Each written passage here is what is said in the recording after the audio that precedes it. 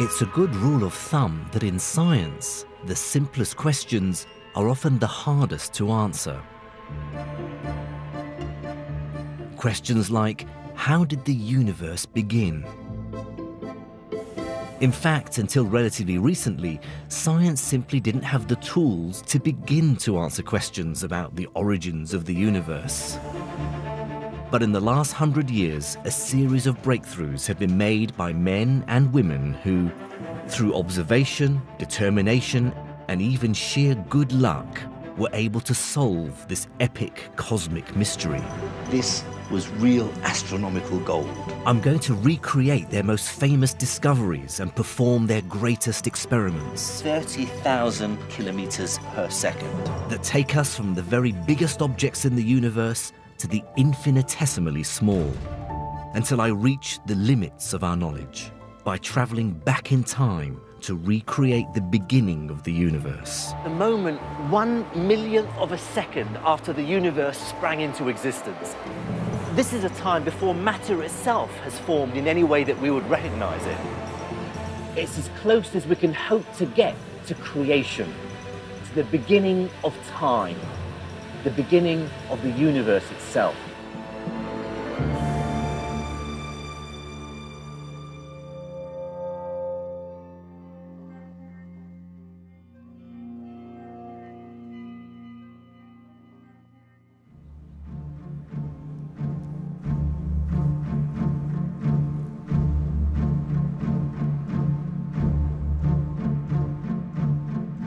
It's a remarkable fact that science took hundreds of years to come up with a theory to explain the origins of the universe. All the more surprising given what a simple and fundamental question it is. There's something quintessentially human about asking the question, where does all of this come from? Perhaps because it's a deeper, more fundamental version of, where do I come from?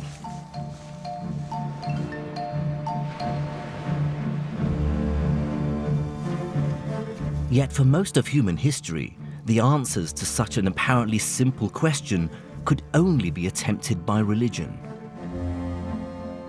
It wasn't until the middle of the 20th century that science built a coherent and persuasive creation story of its own. It was a story based on theory, predictions, and observation. A story that could finally explain what had happened at the very beginning of time, the beginning of the universe itself. A little over 100 years ago, if scientists considered the life of the universe at all, they considered it eternal, infinite, and stable. No beginning and no end. So even framing the question about the origins of the universe was impossible. But at the beginning of the 20th century, that began to change. New discoveries shook the old certainties and paved the way for questions about where the universe came from. One observation transformed our idea about the true scale of the universe. It began with a mystery in the sky.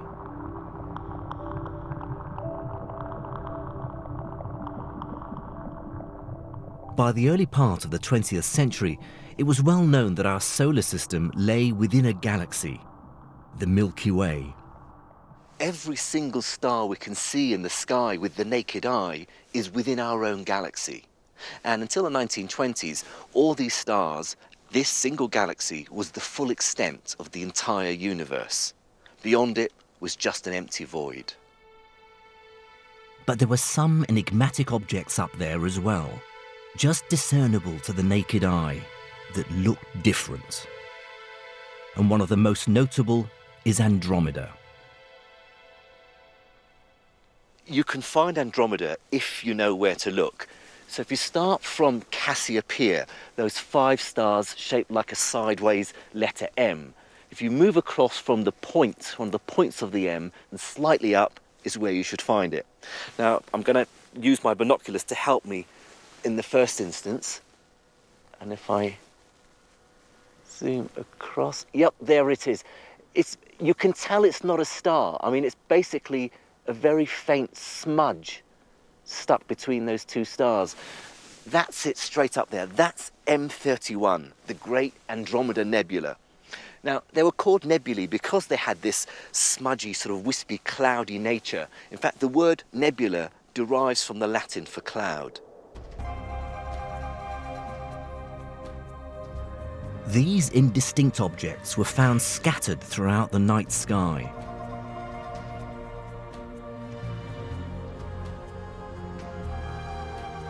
Telescopes revealed many of these nebulae were far more complex than simple clouds of interstellar gas.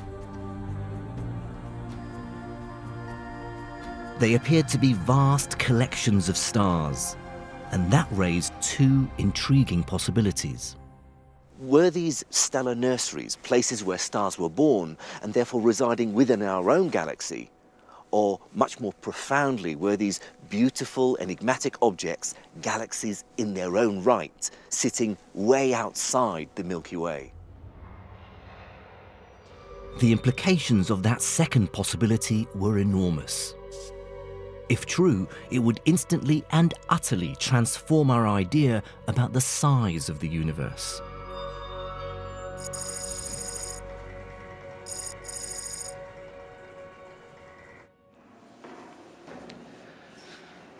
Here was an opportunity for an ambitious astronomer to make a real name for themselves. Perhaps someone with a really big telescope.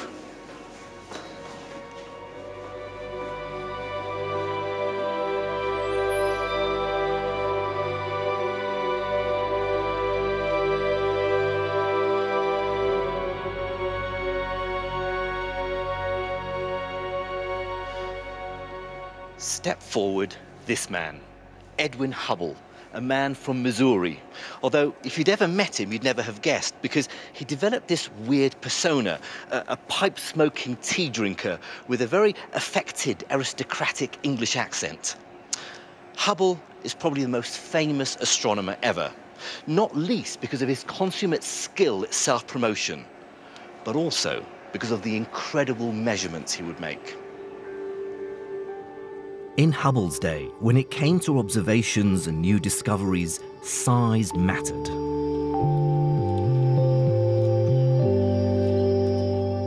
Today, this is the most powerful optical telescope in the world, the GTC, with a primary mirror over 10 meters or 400 inches in diameter. Far bigger than anything Hubble had. In September 1923, Hubble was working at what was then the biggest telescope in the world, the 100-inch Hooker telescope at the Mount Wilson Observatory, perched on top of the high Sierra Mountains overlooking Los Angeles in California. He was using the telescope to study one of the most prominent nebulae in the sky, the Andromeda Nebula. The same nebula I looked at earlier, and it was while observing it that one very special star caught Hubble's attention, one that could reveal the true nature of Andromeda. And I'm going to use this telescope to look for it now. This is the control room of the GTC, and tonight they've pointed the telescope at Andromeda, and they're going to take a picture of it. It takes about a minute for the exposure to give you a clear enough image. That's right. Takes a minute, yeah. Now that picture is finished, so we are going to open it. Okay, so this is Andromeda here. That's Andromeda, that's right. Yeah. And now this is Hubble's original plate. Yeah. Right, now Hubble's star is down here in this corner. Can you find it in your image? Yeah, if you take the image and you compare it, you will see that we don't see that one. What we see is the edge of the galaxy, so we have to go a little bit further away. Oh, I see. So all this is just the edge? That's the edge. I was assuming it was the center of the galaxy. No. It just goes to show how much more resolution your telescope can get. Yes. Okay, so can we see that particular star? Yeah, in order to find that particular star, because it's so faint, we have to look for reference which are brighter. And in this case, you will see 4 stars in here, which are these 4 stars, and the star Hubble found. will be this one here. That's it. That's That Hubble's. tiny star is the one that Hubble found. That's amazing. And are you able to get a magnitude for that star? Yeah, we have to do a little bit of processing on the image, but we are able to get it. Okay. Hubble had found his star. He knew it was special because he compared his plate with others taken over previous nights. And he noticed that his star changed in brightness. Some nights it was brighter, some nights it was dimmer. He realized this is a variable star, and he saw the significance of it. He could see that this was real astronomical gold. His star was a Cepheid variable. In the stellar bestiary, Cepheid variable stars hold a very special place. Because by studying the way their brightness changes, astronomers can calculate how far away they are. Hubble's Cepheid was the first to be discovered in a nebula, so he knew that if he could measure its period, he'd be able to work out its distance from us. So Hubble set about meticulously measuring how his star's luminosity varied. It's not hard to imagine how exciting this must have been for Hubble. At his fingertips was the opportunity to resolve a fundamental yet simple question. Was this nebula within the Milky Way or beyond it? The answer would reshape our knowledge of the universe. Hubble measured the luminosity or brightness of his star over many nights and plotted this curve here. Now, when we measured it tonight, we found it had a value of 18.6. And I know because they measured it last night to be slightly dimmer that it falls on this side of the curve. But more important is the period, the time in days from peak brightness to peak brightness. Hubble measured this to be 31.415 days. This is the critical measurement. Armed with this and its apparent brightness, Hubble calculated the distance to the Andromeda Nebula. It was immediately apparent that this star is very far away. But when Hubble did his calculation, he worked out that it was 900,000 light years away, making this star the most remote object ever recorded. It could mean only one thing. Not only is Andromeda a galaxy in its own right, but it lies well beyond our own Milky Way. And the myriad of other elliptical and spiral nebulae were also individual, distant galaxies. It was a moment in human consciousness when the universe had suddenly and dramatically got considerably bigger. With this observation, Hubble had redrawn the observable universe.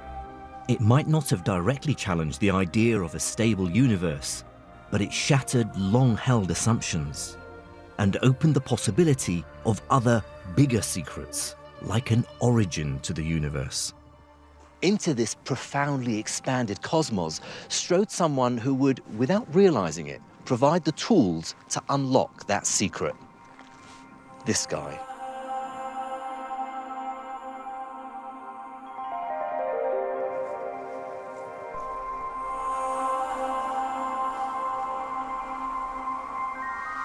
A story as great as one that explains the origins of the universe would somehow feel wrong without involving a scientist as great as Albert Einstein. And so, of course, it does, because it was Einstein who provided the theoretical foundations needed to study the universe and effectively invent the science of cosmology. 100 years ago, he proposed his general theory of relativity. It turned physics on its head and gave us a completely new understanding of the world.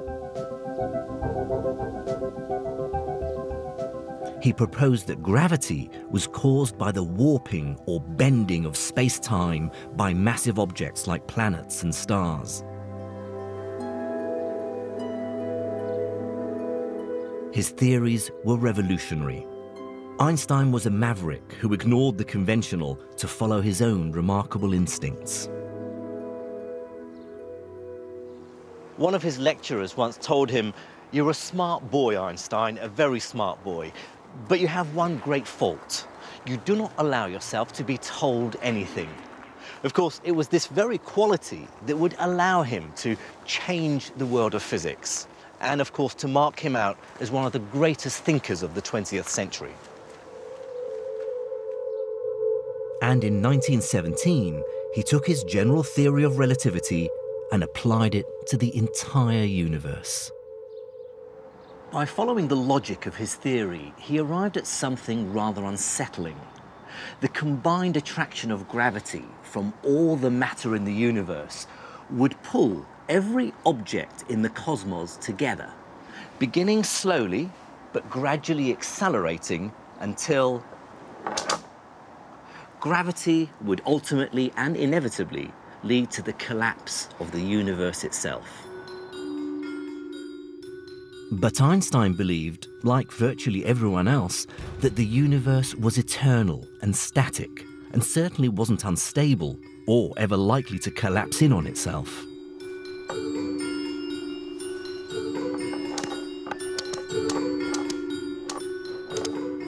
But his equations appeared to show the opposite. In order to prevent the demise of the universe and keep everything in balance, he adds this in his equation: lambda, or the cosmological constant. It's a sort of made-up force of anti-gravity that acts against normal gravity itself. Now, he had no evidence for this, but it helped ensure that his equations described a stable universe.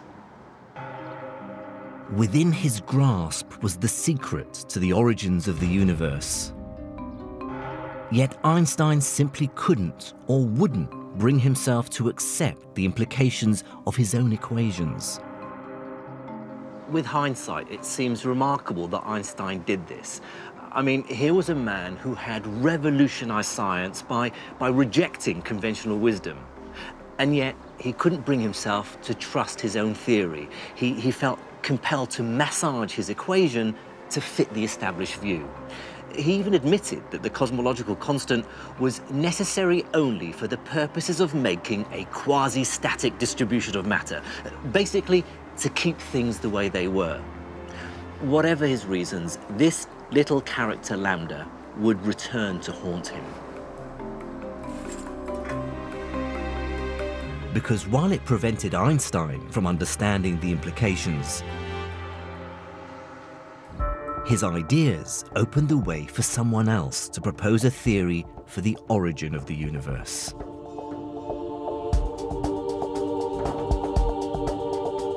He was a young, part-time university lecturer of theoretical physics. His idea was so radical, it shocked the world of physics and split the scientific community. He started an argument that wouldn't be resolved for half a century. His name was Georges Lemaitre. Now, the eagle-eyed might spot the dog collar. In fact, he was both a physicist and an ordained priest.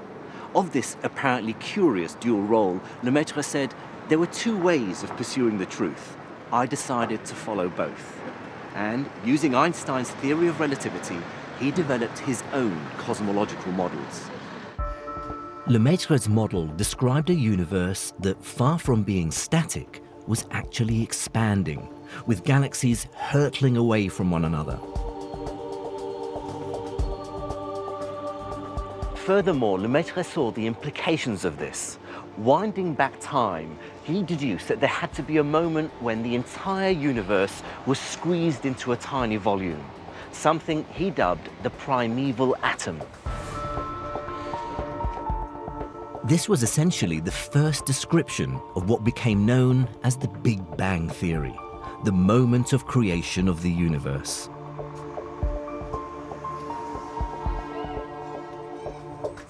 These were revolutionary ideas, and so he published them in the Annales de la Société Scientifique de Bruxelles, where they were promptly ignored by the scientific community. So he travelled to Brussels to try to gain support for his idea. The 1927 Solvay Conference, held here in Brussels, was probably the most famous and greatest meeting of minds ever assembled.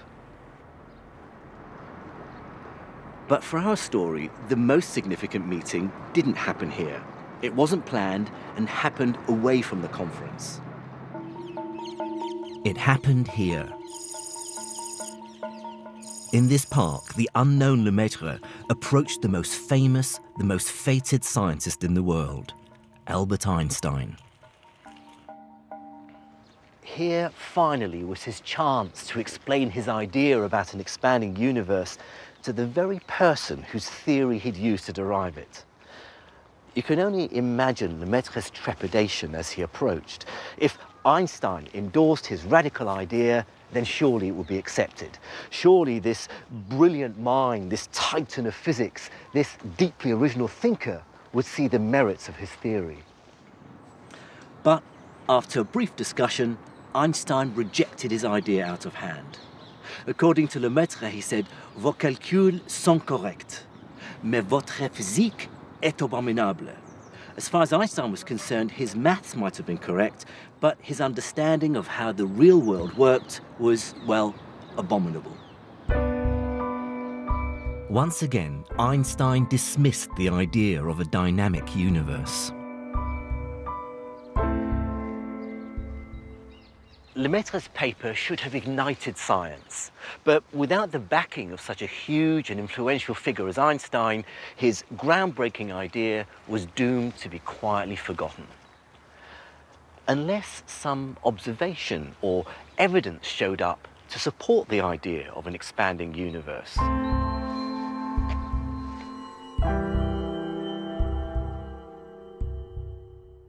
Edwin Hubble here was riding high after his discovery that proved there were galaxies outside of our own. He was feted by Hollywood glitterati, a guest of honor at the Oscars, and with access to the world's most powerful telescope, he was ready for his next challenge.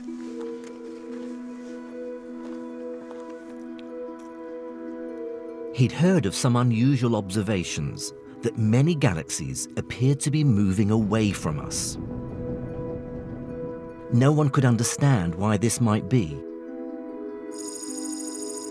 So in 1928, the world's most famous astronomer turned his attention to this new cosmic mystery and began to measure the speed that these galaxies were moving relative to Earth.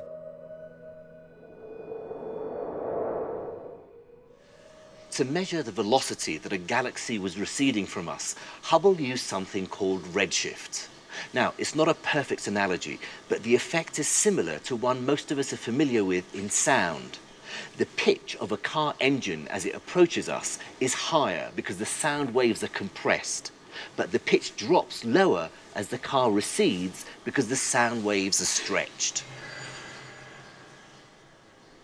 The effect is similar with light waves. As the source of light moves towards us, the observed wavelength is squashed towards the violet or blue end of the spectrum.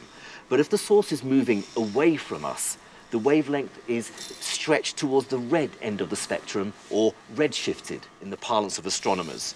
And the greater the velocity the object is receding, the greater the redshift. With his assistant, Milton Humason, Hubble spent the next year carefully measuring the redshift of galaxies. And I've got the chance to do the same thing right now using this telescope. Okay, Massimo, have you found a galaxy for me? Yes, I found this galaxy. So how far away is this? It is approximately 430 megaparsec far. So if you convert that to light years, so 430 times 3.26, it's about 1.5 billion light years away. Yeah. Okay. Hubble needed to measure the average light coming from the galaxy in order to get a spectrum so that he could calculate the redshift. Now, Humason did this by exposing a photographic plate, and it took him a whole week to collect enough light to get the spectrum. But here at the TNG, the Galileo telescope, they use instead a very sensitive chip that can do this much more quickly. How long does it take for you to get a spectrum? Approximately 10-15 minutes exposure. So, 10 or 15 minutes exposure compared with a week back in Hubble's time. Far more powerful than anything they had back then. No? It's done. That is, the spectra is quite good. Okay, so this is the raw spectrum that's been Yes. taken. Is there a particular emission line here that you will use as your reference to measure the redshift? Yeah. Here, for example, you have an emission line, but to obtain a real spectra, you have to clean it to obtain the final one. This is the cleaned up Yes. version of that. Yes, of that. So this is the actual Emission lines from the galaxy. Yes. And this one below, I guess, is the reference. The reference, so correct, of a galaxy with a redshift 0. Okay, so one that isn't moving away relative to us. Yes. And so it's very clear here, if you compare the top one with this one, every emission peak Yeah. is shifted. It's shifted in the red. The reference line for example is H alpha. And from this, you can compute the redshift of this galaxy. And can you work out from that how fast the galaxy is moving away from us? In principle, you can obtain this. Okay, so what's the formula? The formula is the difference between the rest wavelength and the observed wavelength divided by the reference wavelength and multiplied by C. This is the Doppler effect. Let's see if we can do that roughly. Yes. Okay, so this is about 7, 2, 0, 0, approximately. okay, Minus 6, 5, 6, 3. 3 Okay. over 6, 5, 6. 3. Yeah. And that's the fraction of the speed of light. Yes. Okay, so I might as well do this. I should do it with my calculator. So 7200, 6563. So it's a 7, 3, well, that's a 6. Okay, so then that we divide by 6563. Okay, so it's roughly 0.1 the speed of light. 0.1 c. So it's about 30,000 kilometers per second. Yes? Correct. Thank you. Okay, I'm actually quite pleased with my maths here because I was under pressure. So this galaxy is 1.5 billion light years away from the Milky Way, and it's moved from the redshift. We've worked out it's moving away from us at 1/10 of the speed of light. That means it's moving away from us at 30,000 kilometers per second. Boom. Science. Once he'd calculated the speed of the galaxy, Hubble then measured how far away it was.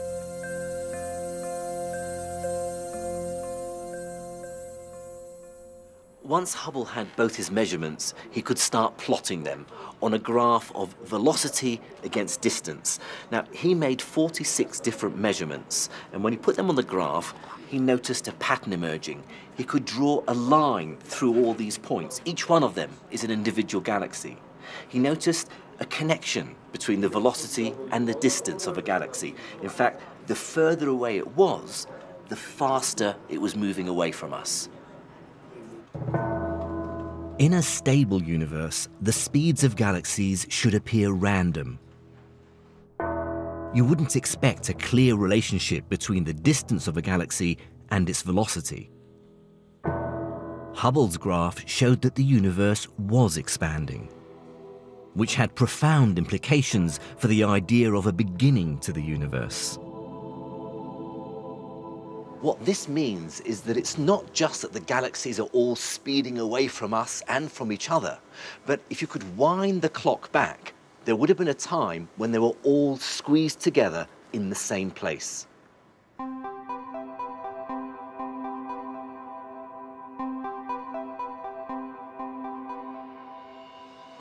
Here finally was the first observation, the first piece of evidence that Lemaitre's idea of a moment of creation, of a universe evolving from a Big Bang, might be correct.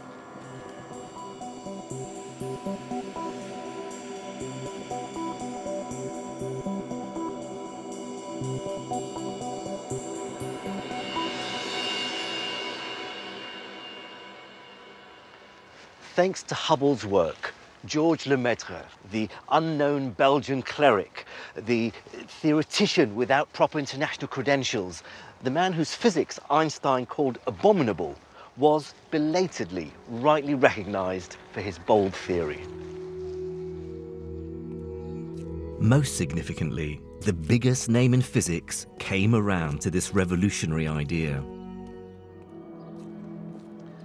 In 1931, on a visit to Hubble's observatory, Einstein publicly endorsed the Big Bang expanding universe model. The redshift of distant nebulae has smashed my old construction like a hammer blow, he said. Einstein dropped the cosmological constant. He even wrote to Lemaitre, "Ever since I introduced the term, I have had a bad conscience. I am unable to believe that such an ugly thing should be realized in nature." It must have been quite an absolution for Lemaitre. Having been practically cast out into the scientific wilderness, he was now firmly at the center of a cosmological revolution.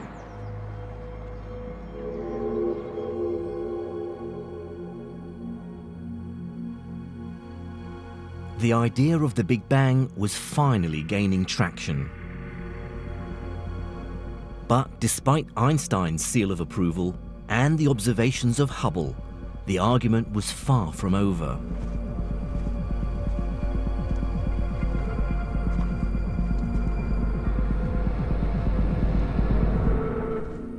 There were still significant objections if the idea of a Big Bang was to be widely accepted.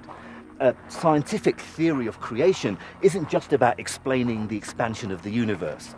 There were more profound issues to resolve. The problem was, the Big Bang raised as many questions as it answered. Like if the universe had erupted from a single point, where did all the matter come from? To go further, the Big Bang theory needed to explain how matter itself had been formed. Well, before that could be answered, we need to know what the universe is actually made of, the elemental building blocks. And working that out took an incredible bit of insight by a remarkable woman, Cecilia Payne. She studied at Cambridge University but wasn't awarded a degree because, well, she was a woman. So to continue her studies, she needed to go somewhere more enlightened.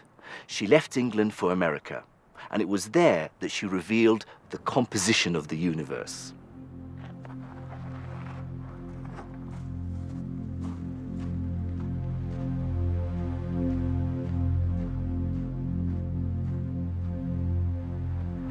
If you were to ask someone what the most common elements were, an atmospheric scientist might say nitrogen. After all, it makes up more than 3/4 of the atmosphere.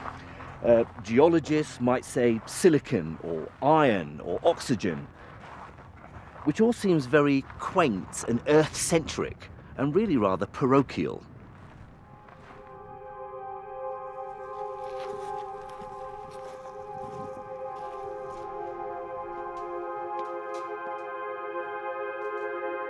So astronomers thought it better to look at the sun, which makes sense given that most of what we see when we look out into the cosmos is stars.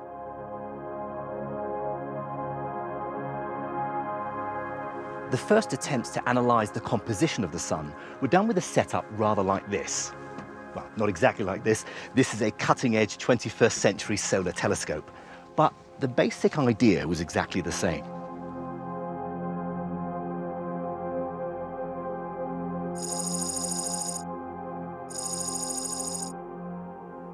The basic idea is very simple. The sun's light is reflected off this mirror here up into a second mirror, where it bounces off down through the top of the tower all the way to the bottom 10 stories down, where it's focused and split into a spectrum and analyzed.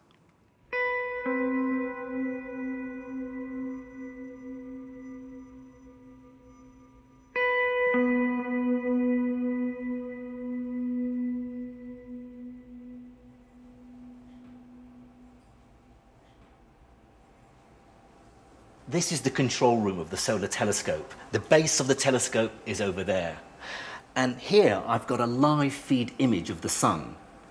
And what I've got up here is a zoomed in section of the spectrum of the light coming from the sun. Now, it's in black and white, but it actually corresponds to the green part of the spectrum. And these two thick, dark lines correspond to the element iron. They tell us there's iron in the sun. Now, here I have the spectrum in much more detail, and these two lines correspond to these two dips in the absorption spectrum at very specific wavelengths. This is iron. If I look at different parts of the spectrum, I can see other elements too. This big dip here is hydrogen. These two dips represent oxygen, and this dip corresponds to the element magnesium. All these dips and lines in the spectrum indicate the presence of these elements in the sun's atmosphere, effectively a fingerprint of the sun's composition. To a geologist, these elements are all very familiar. It appears at first glance that the sun is made of the same stuff as the Earth, that the sun is simply a very hot rock.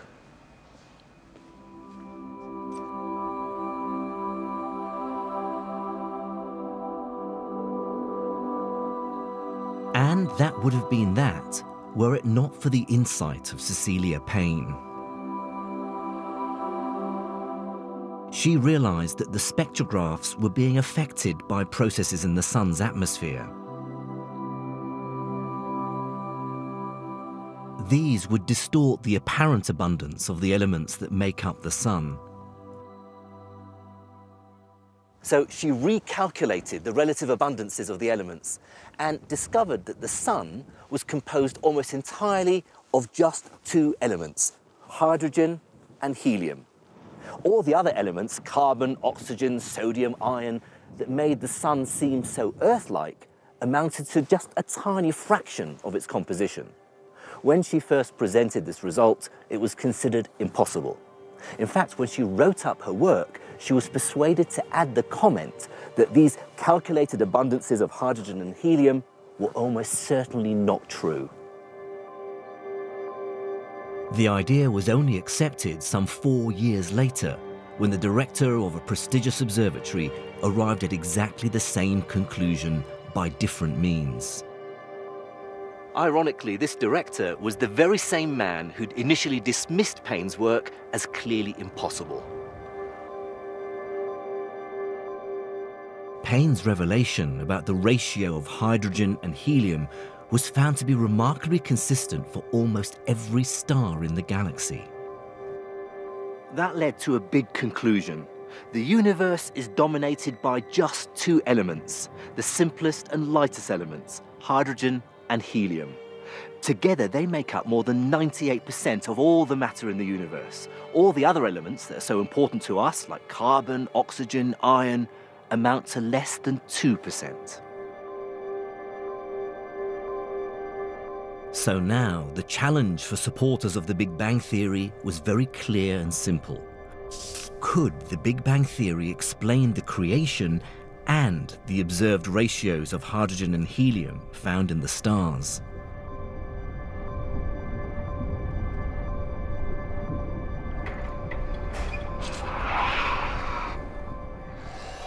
But to answer that would require a fundamental shift of emphasis. Rather than consider the almost infinite vastness of the universe, it was necessary to consider the infinitesimally small world of the atom. And that required not an astronomer, but an entirely different kind of physicist. George Gamow was a Russian nuclear physicist and an enthusiastic advocate of the Big Bang idea. He turned his attention to the earliest moments of the universe.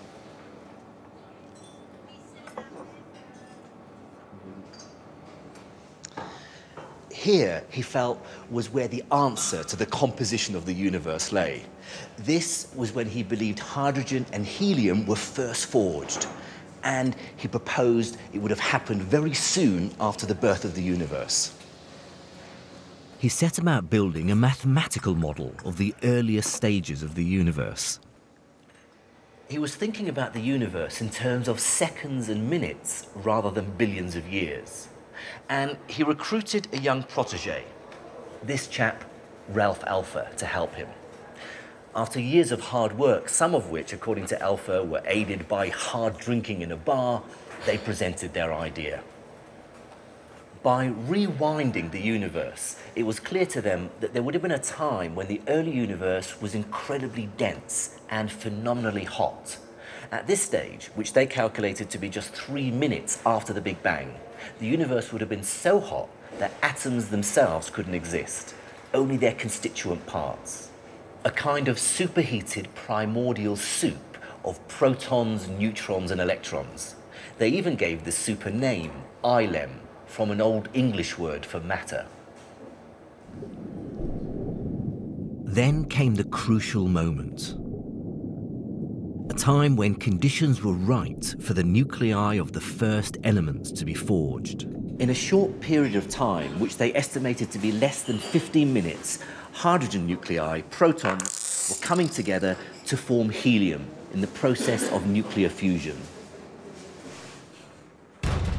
Moreover, the ratios of hydrogen and helium predicted by their model matched that measured in the stars. They announced their results in a paper published in 1948. However, Gamow added another author to the paper, the famous nuclear physicist Hans Bethe, who had nothing to do with the work. Gamow added his name for a laugh. He thought it made a good science pun, because the authors of the paper now read Alpha, Beta, and Gamow. The young Alpha, however, was less amused to be sharing the credit with someone who'd done no work. By way of reconciliation, the story goes, Gamow produced a bottle of Cointreau for Alpha, but with the label changed to read ILEM. The ability to make calculations that explain the origins of matter in the first few minutes after a Big Bang was remarkable in itself. But there was a very significant prediction that emerged from their work.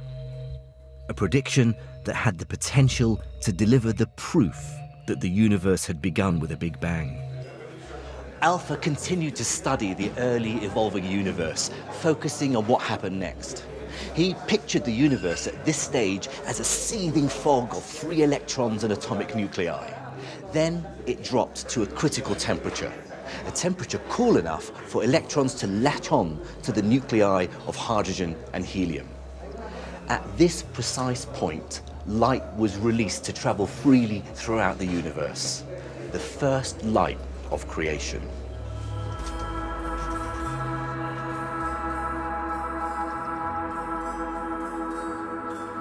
This might have remained nothing more than an academic curiosity had it not been for Alpha's insight. You see, he realized that this light from the beginning of the universe should still be reaching us now after billions of years. Very weak, very faint, but observable in all directions.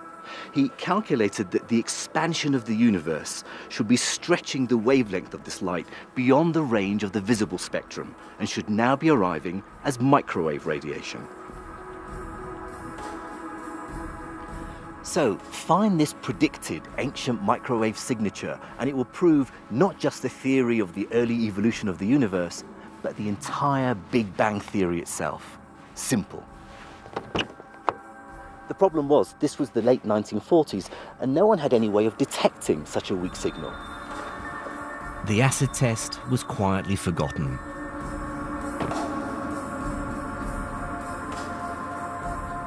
Supporters of the Big Bang now had the prediction and observation of an expanding universe, and a theory for how elements were forged in the first few minutes after the Big Bang.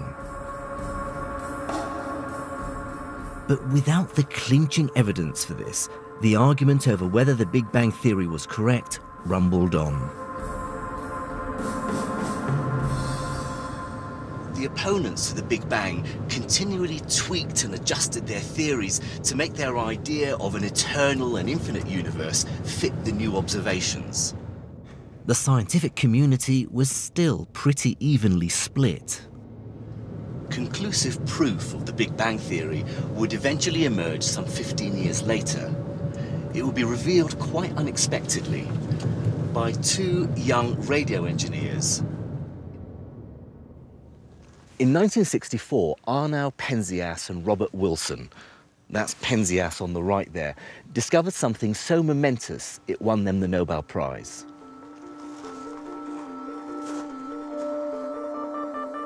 This telescope is dedicated to study their accidental discovery. In 1964, Penzias and Wilson were working at the Bell Laboratories in the US, where they were given this, a bizarre and obsolete piece of kit to play with. It looks, for all the world, like an enormous ear trumpet. But when they turned their telescope on, they found that the sky was saturated with microwave radiation. All warm bodies emit microwave radiation, whether it's from the atmosphere or from the instrument itself. And of course, today's mobile communications flood the sky with it.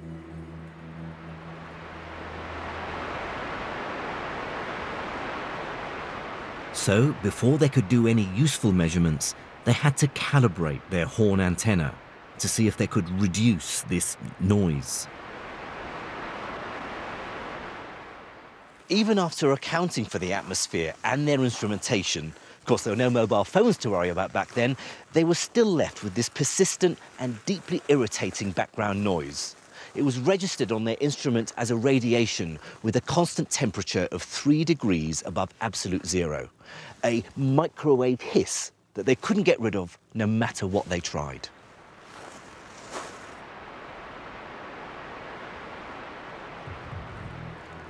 Even more annoying for them was the fact that it seemed to be everywhere they pointed their celestial ear trumpet.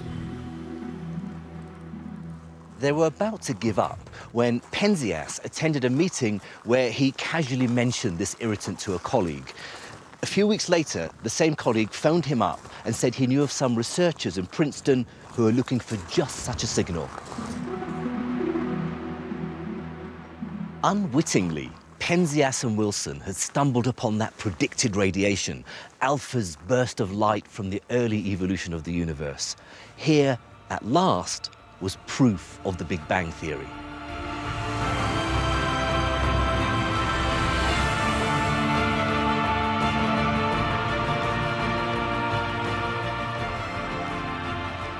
It's quite remarkable to think that this microwave radiation has traveled across the furthest reaches of space from 13.8 billion years ago when that first light from the Big Bang was released. As Penzias himself said, when you go outside, you're getting a tiny bit of warmth from the Big Bang on your scalp. And yes, I probably feel it a bit more than most. Almost 40 years after Lemaitre first postulated it, the idea of the Big Bang had finally entered the scientific mainstream. But the discovery of this cosmic microwave background radiation, the CMB, and the proof of the Big Bang theory itself isn't the end of our story.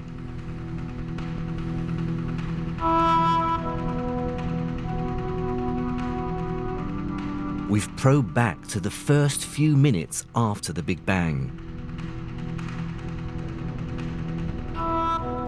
And beyond this lies a new frontier of knowledge.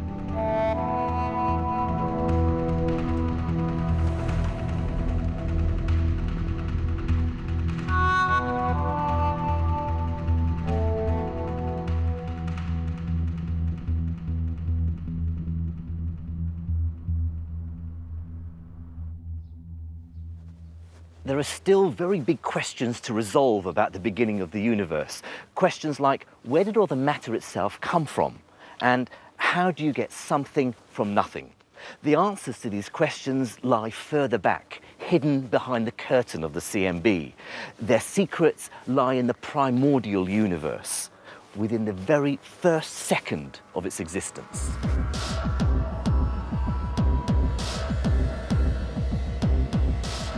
This is where the edge of our understanding now lies. And this is where scientists are focusing their efforts. Not by looking into the skies, but here on the border of Switzerland and France.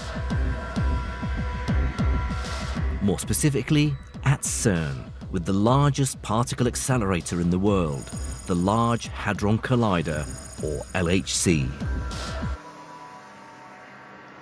Now, you might be wondering what a particle accelerator has to do with the early universe, because the connection between the two is far from obvious.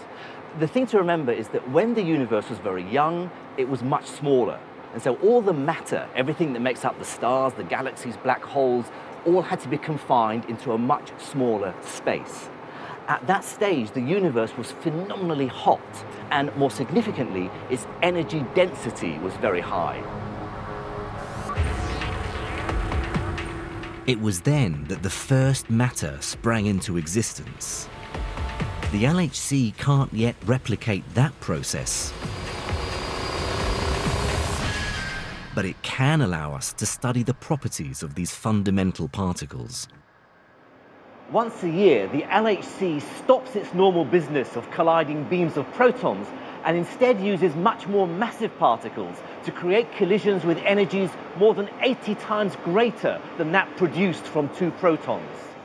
They do this by accelerating atoms of lead, stripped of all their electrons, up to speeds close to that of light, and smashing them together. And that lets us see something pretty special.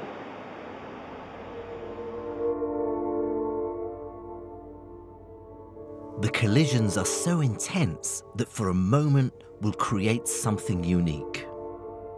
A world not of atoms or even neutrons and protons, but of quarks and gluons and leptons, exotically named particles that came together to form atoms in the first millionth of a second after the Big Bang, and have been locked away ever since.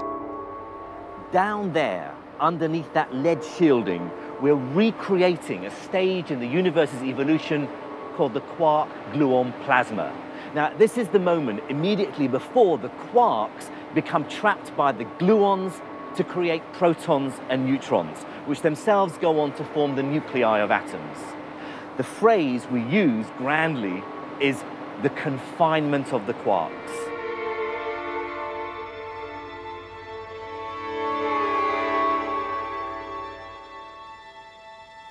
To develop the necessary energy, the lead nuclei are passed through a chain of smaller accelerators, gradually ramping up the energy until they're finally fed into the largest accelerator on Earth, the LHC.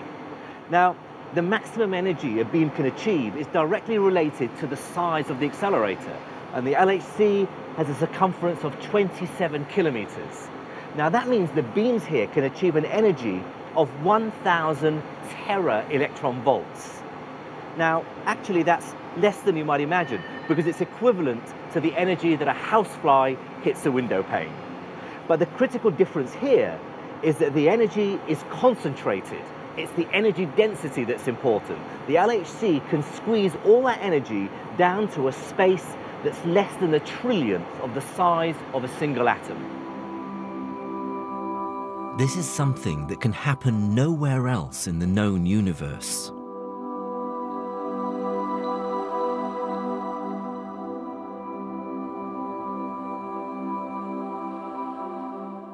The 2 beams of lead nuclei are traveling around the ring in opposite directions. They're meeting deep underneath this control room at the detector. You can see live feed pictures of the detector up on that screen. Now, underneath us, they're traveling at a speed of 99.9998% the speed of light. That means they're covering the full 27-kilometer circumference of the ring more than 11,000 times per second. When the beams reach maximum energy, and we can see up there it says iron physics stable beams, that means they can be crossed, just like in Ghostbusters. At that point, a tiny fraction of the lead nuclei will collide and create a super hot, super dense fireball with a temperature 400,000 times hotter than the center of the sun and a density that would be equivalent to squeezing the whole of Mont Blanc down to the size of a grape.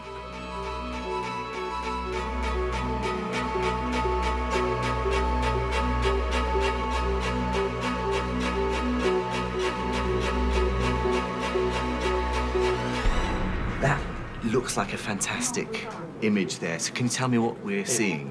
It's amazing, actually, isn't it? It's literally tens of thousands of particles and antimatter particles flying out. That's kind of aftermath of this explosion. Right. So the coloured particle trails here aren't the quarks and gluons themselves, but evidence of the quark-gluon plasma created by the collision. We have to infer its properties from looking at the debris that flies out. It's a bit like working out how an aircraft works by looking at the debris of a plane crash. That's what we see. What I find amazing is what we're doing here is trying to recreate that moment in the early universe where the quarks and gluons were all free to float around because the energy was so high, and then it cooled and they stacked together. You're doing the opposite. We're starting with normal matter, smashing it together, and going back to that unconfined state, that plasma. Yeah, I mean, I like to think of Alice as a time machine. We're actually winding back the clock. And this is the only way that we can study the properties of free quarks, because these quarks have been imprisoned inside particles like protons and neutrons for 13.8 billion years. That's pretty incredible, isn't it? Finally, after 13.8 billion years, you can set these quarks free, even if it's for a fraction of a second. Yes.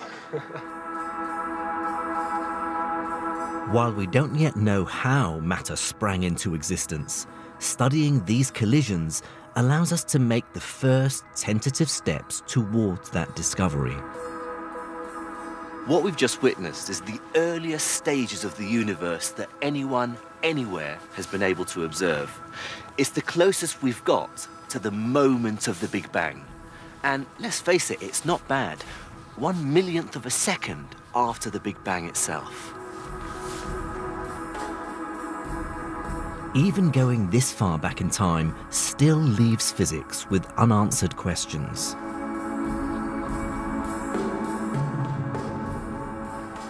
Beyond this is where some of the deeper mysteries of the universe are hiding.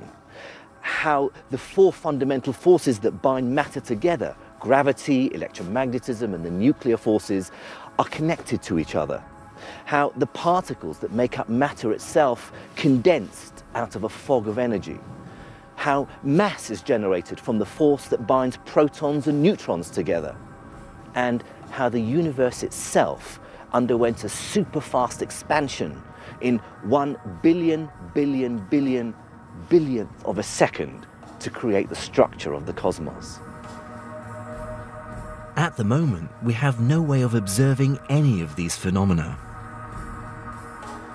This is the realm of abstract theory and speculation. If we're ever going to replicate this early stage of the universe's evolution, we're going to need to create considerably higher energies. Frankly, we're going to need to build a bigger collider. And that's a problem.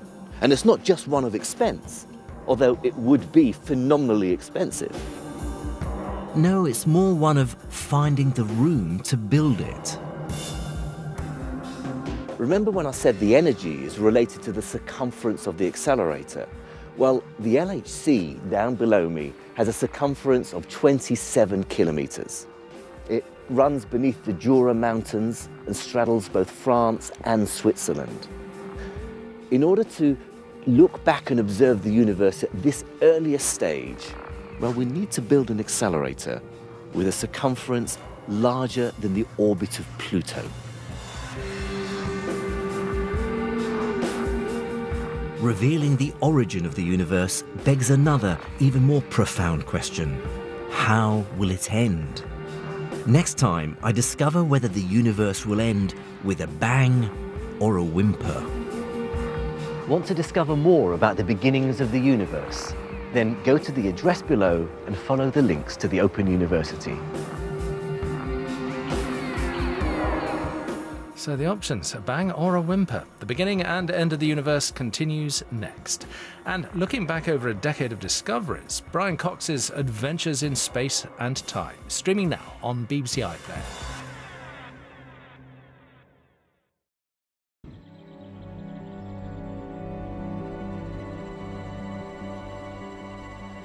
We know the universe had a beginning. A moment 13.8 billion years ago when it sprang into life, creating the vast cosmos we see today.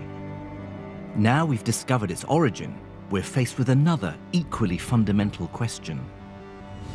If the universe has a beginning, if it was born, does that then mean it'll eventually die?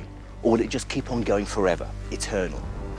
You see, for us, as all too mortal humans, the ultimate fate of the universe is a question that's hardwired into our psyche. Trying to answer it has driven an astonishing revolution in our understanding of the cosmos. Yet in recent years, it's also revealed a universe that's far stranger than we ever imagined, and led to one of the most shocking moments in scientific history. It's the latest twist in a tale stretching back over 100 years. In that time, key experiments and crucial discoveries. And there it is. Exactly where Hoyle predicted. Have brought us closer than anyone thought possible to finally knowing the ultimate fate of the universe.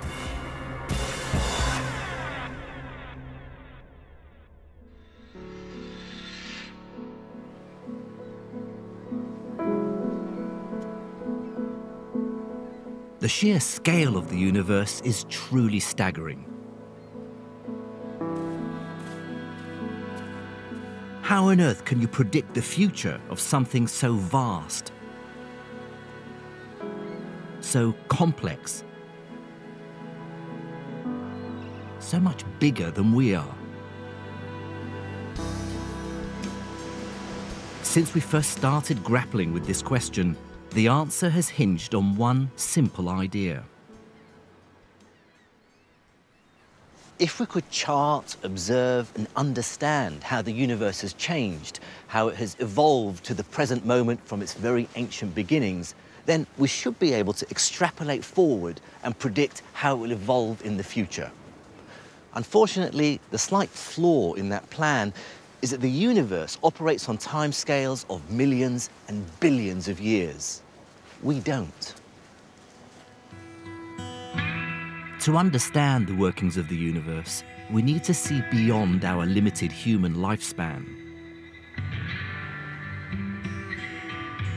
And in this case, it turned out the sheer scale of the universe could be turned to our advantage.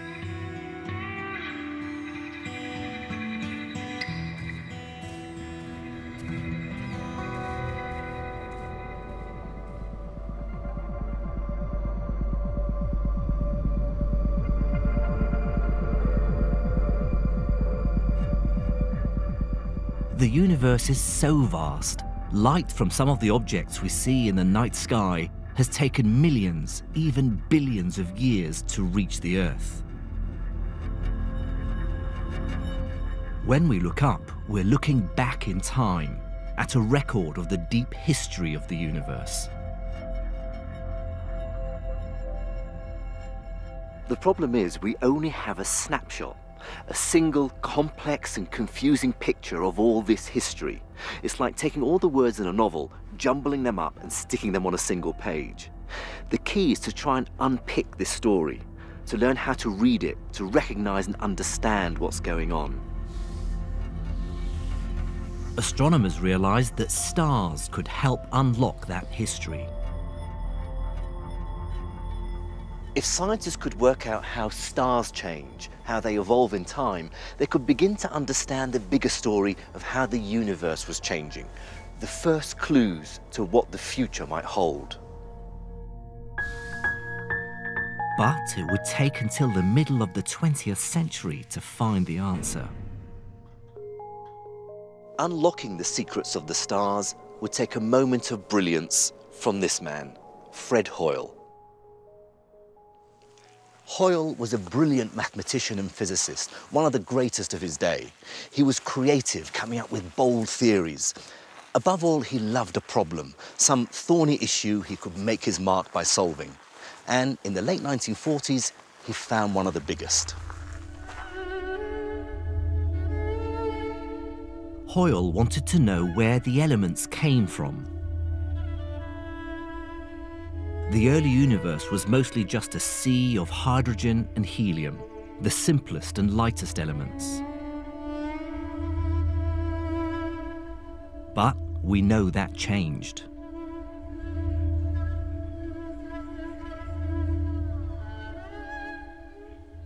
Look around us now. This is no simple world we live in. We're surrounded by complexity, built from complex, heavy elements like the oxygen I breathe and the iron in our blood, and of course carbon in the trees and in every cell in my body. No one knew how to bridge the gap, how the universe went from that very simple beginning to all of this. This was the problem Hoyle seized on.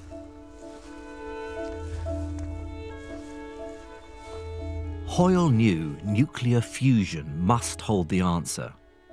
In nuclear fusion, lighter elements are fused together to make more complex ones.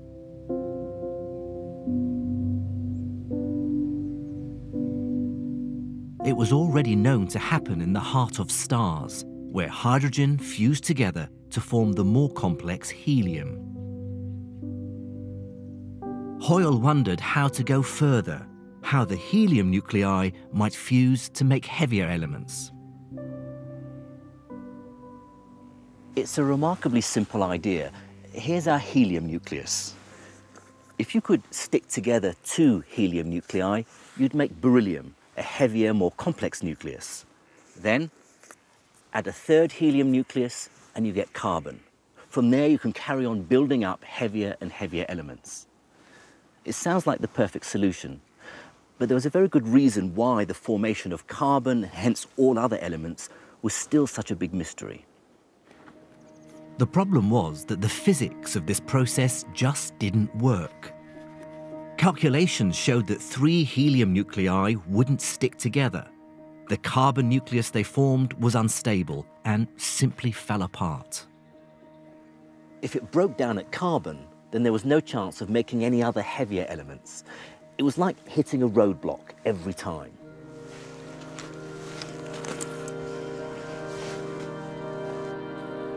In typical bold and bullish fashion, Hoyle got around the problem by predicting a brand new state of carbon.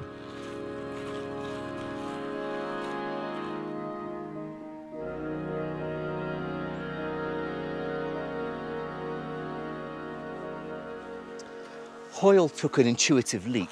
He decided that if three helium nuclei did come together inside a star, they could form carbon with a bit more energy than normal.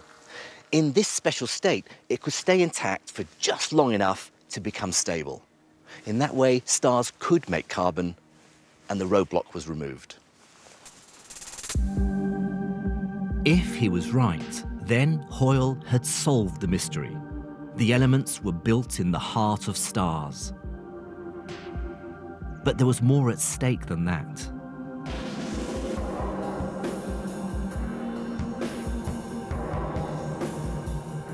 Hoyle realized his theory could reveal how stars changed through their lives. And as the universe we see is built of stars, that would make it a powerful tool for predicting the future of the universe.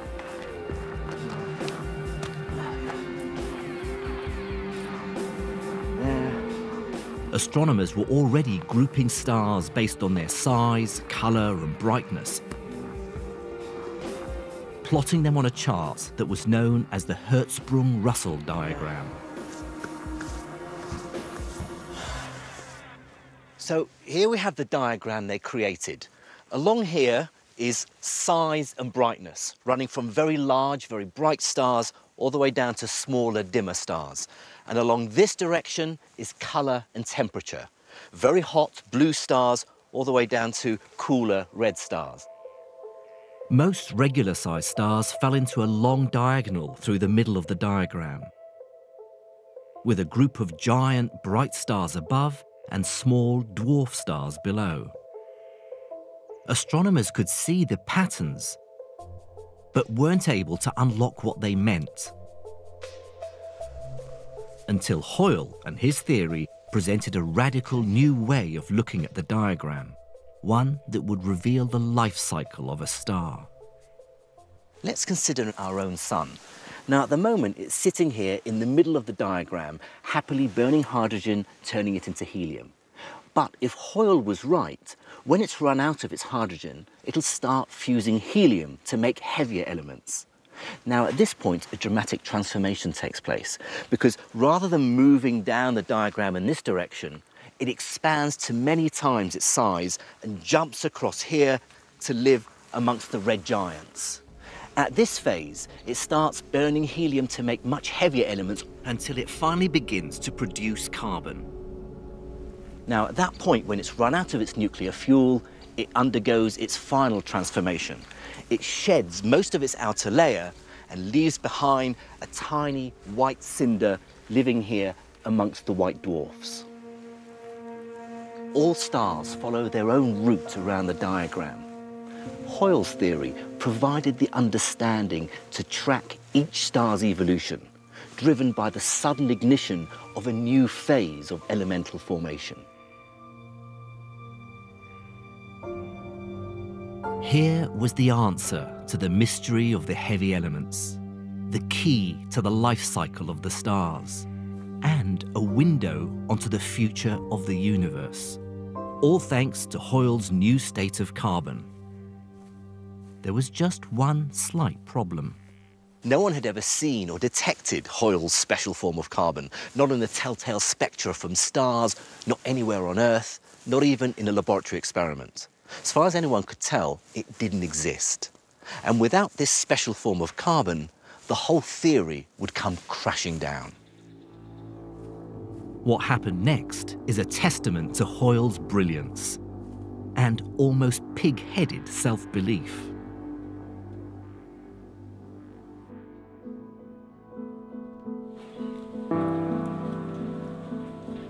In the 1950s, Hoyle joined the California Institute of Technology, Caltech, who had one of the few particle accelerators in existence at the time, similar to this one. Hoyle wanted to use the accelerator to try and make his high-energy carbon. They were not so keen. Here was an unknown Brit trying to take over their new machine in order to look for something he'd effectively made up.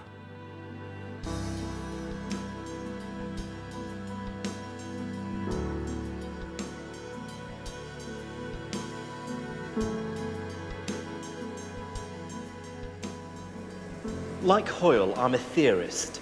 Experimental physics is a very different world, and it's a different area of expertise. But Hoyle had the confidence, the daring to stride into the lab and, as the director of the facility said, without a buy or leave, demand that they give up the research they were doing in favor of carrying out a complicated experiment to look for something that no one even believed existed in the first place. I'm pretty sure I wouldn't have had the guts to do that.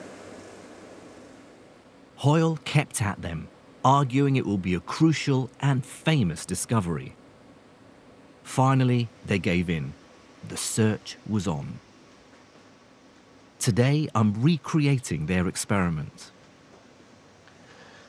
The plan was to bombard a target element with a particle beam to see if they could create that state of carbon. Well, I have with me my own experimental colleagues, Zani and Robin, to help me out. Our target will be held in the center of this reaction chamber. Now, what they were looking for was a very specific signal that would show up in their detectors.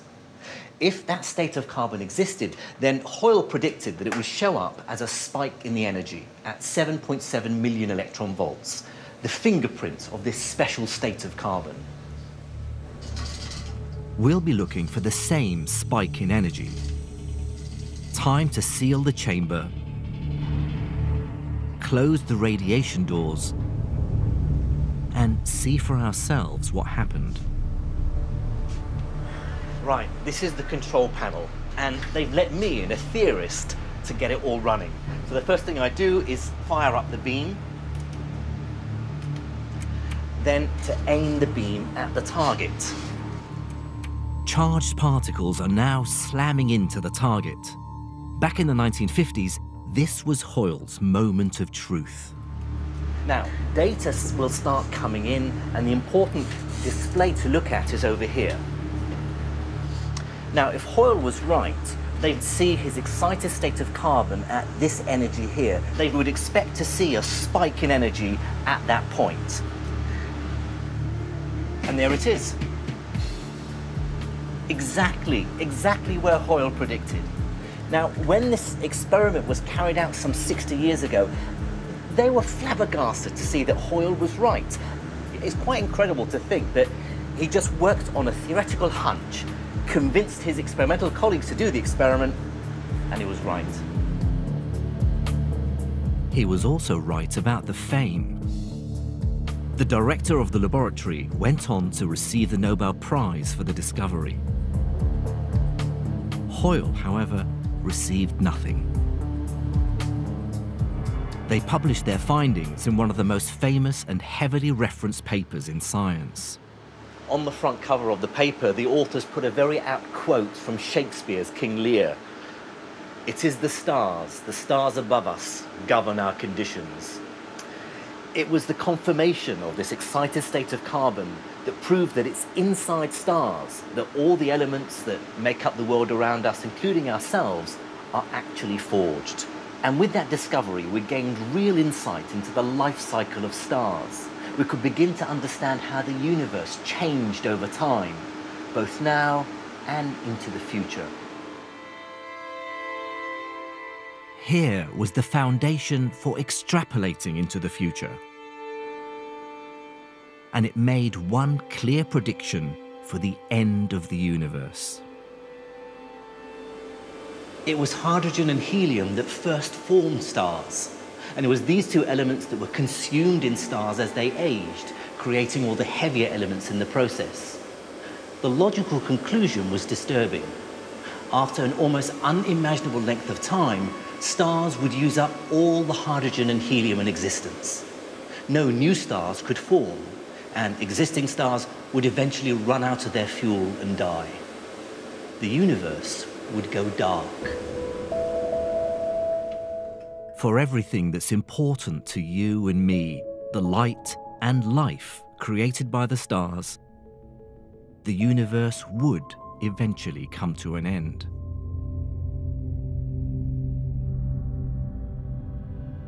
But there was another option, one that promised a very different fate and would play out long before the stars ran out of fuel. A fate that involved a fundamental force of the universe: gravity.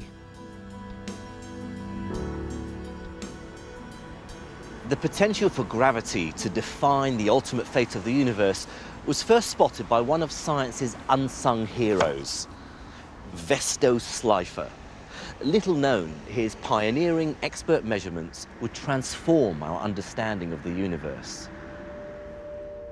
In the early 1900s, astronomy was entering its golden age, with ever more powerful telescopes trained on the skies.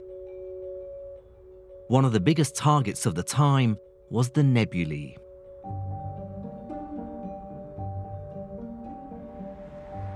Nebulae were patches and swirls of light that could be seen in between the stars, and not much was known about these mysterious objects, so astronomers were scrambling to find out as much about them as possible.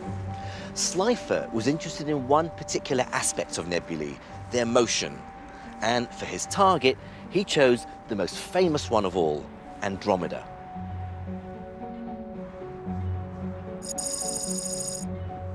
Slipher wanted to be the first to measure how quickly a nebula was moving. The problem was, his was not the best telescope out there, not by a long chalk. But Slipher did have one big advantage over his competitors. He was a superb astronomer. This telescope is actually the same size as Slipher's. It has a 24-inch mirror. But Slipher would have loved to have got his hands on something like this. You see, what he needed was to get a spectrum. Now, that involves splitting the light from the nebulae into its different wavelengths, the different colors that it's made of. Now, he'd have used something like this. It's a diffraction grating. And I can see it reflects this light and gives me all the different colors of the rainbow.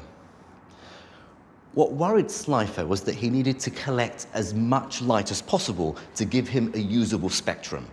And nebulae are exceptionally faint. He feared that getting enough light from his telescope would prove to be impossible. It may be the same size, but this modern telescope can capture the spectrum of Andromeda in a matter of minutes. With his telescope, Slipher needed 14 hours to produce one spectrum, 2 days of back-breaking effort, 7 hours each night constantly adjusting the telescope to keep it fixed on Andromeda. Slipher wanted to know how Andromeda was moving, and for that he didn't just need the spectrum of light from Andromeda, he needed to have the absorption lines. Now these are discrete gaps in the spectrum, like this. Now these absorption lines should always be in the same place if the source isn't moving. If they've shifted to the right towards the red end of the spectrum, that means the source is moving away from us. If they've shifted to the left towards the blue end of the spectrum, that means the source is moving towards us, a blue shift. Now, after 2 days of observing, Slipher was ready to develop his photograph. And he didn't get something as beautiful and clean as this. He got this image. Now, this is in fact blown up. In fact, what he got was a much smaller image than this. And it's not even these lines, top and bottom. In fact, what he got was this dirty smudge in the middle. That was the spectrum from Andromeda. Now, you might think he'd failed, that you couldn't get anything meaningful from this. In fact, not only was he able to get a meaningful measurement, he could work out that Andromeda showed a very clear blue shift, that it was moving towards us. In fact, he worked out it was moving towards us at a speed of 300 kilometers per second, which actually matches modern-day estimates. Slipher had done it. The first ever measure of the speed of a nebula, his skill and tenacity overcoming the limits of his telescope. When Slipher presented his findings at an astronomy meeting in 1914, he received a standing ovation. It's often easy to forget how important people like Slipher are. The major breakthroughs in science aren't always about the big idea or the beautiful theory. They're often simply reliant on people who are exceptionally skilled at observing and measuring the natural world. We now know that the Andromeda Nebula is actually a galaxy, like our own, the Milky Way. And it's Andromeda's movement that reveals how gravity can shape the fate of the universe.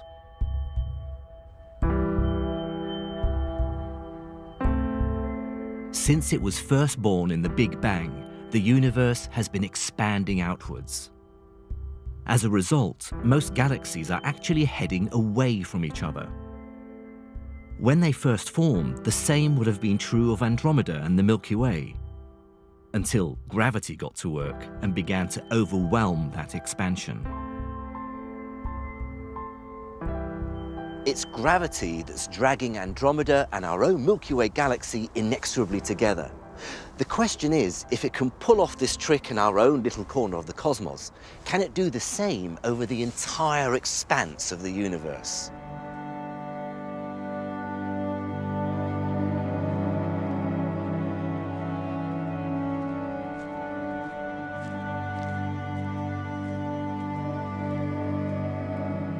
If gravity could overwhelm the expansion, then long before the stars burnt out, our vast universe would inevitably, inescapably collapse in on itself. The universe would end with a big crunch. If gravity failed, the universe would simply continue to expand, far beyond even the time when the last star had died.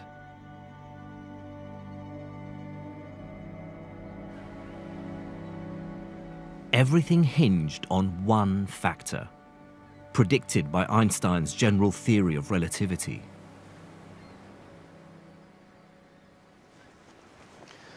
using general relativity revealed that there were two very different futures to the universe. What's more, they were able to calculate a specific figure that marked the boundary between these two different scenarios.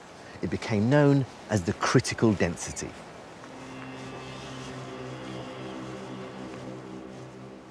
The critical density was effectively a threshold based on how much matter and energy, how much stuff there was in the entire universe. If that total was above the critical density, then gravity will drag the entire universe back together into the Big Crunch. If the total was below the critical density, then the expansion of the universe will continue forever. The fate of the entire universe came down to a simple question. What universe do we live in? One that is above the critical density or one that is below?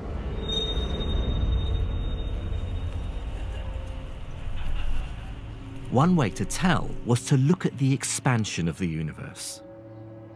If the universe was above the critical density and heading for collapse, then the rate of expansion would already be slowing down.